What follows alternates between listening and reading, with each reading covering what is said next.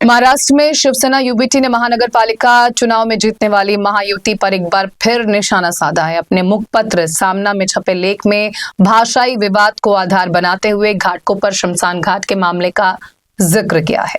Party के मुखपत्र सामना में प्रकाशित संपादकीय में घाटकोपर शमशान घाट में मृत्यु पंजीकरण की रसीदें गुजराती में जारी होने का आरोप लगाया गया है। इसे मराठी भाषा के अपमान से जोड़ते हुए बीजेपी की नीतियों पर सवाल उठाए गए हैं। दरअसल मुंबई महानगर पालिका के घाटकोपर स्थित हिंदू शमशान घाट में मृत्यु पंजीकरण की रसीदें गुजराती भाषा में जारी की जा रही हैं, जबकि महानगर पालिका के पुराने नियमों के अनुसार सभी प्रमाण पत्र मराठी और अंग्रेजी में जारी किए जाने चाहिए। ऐसा दावा उद्धव गुट की तरफ से किया गया।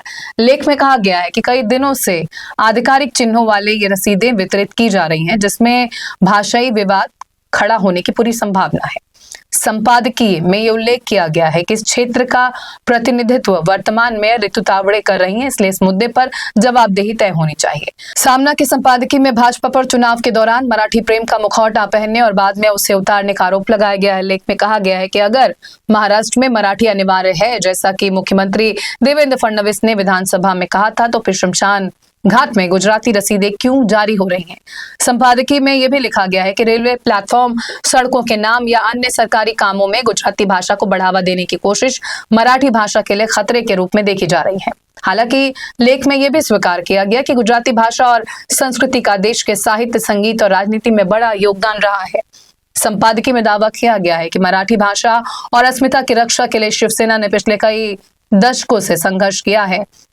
लेख में छत्रपति शिवाजी महाराज, डॉक्टर बाबा साहेब अम्बेडकर और बाला साहेब ठाकरे की भाषा के रूप में मराठी का उल्लेख करते हुए कहा गया कि महाराष्ट्र की राजधानी में मराठी का अपमान बर्दाश्त नहीं किया जाएगा। संपादकीय में यह भी कहा गया है कि महाराष्ट्र में जन्म से लेकर मृत्यु तक मराठी भाषा को प्राथमिकता मिलनी चाहिए। साथ ही चेतावनी दी गई है कि यदि मराठी भाषा और पहचान को कमजोर करने की कोशिश हुई तो शिवसेना इसका विरोध जारी रखेगी।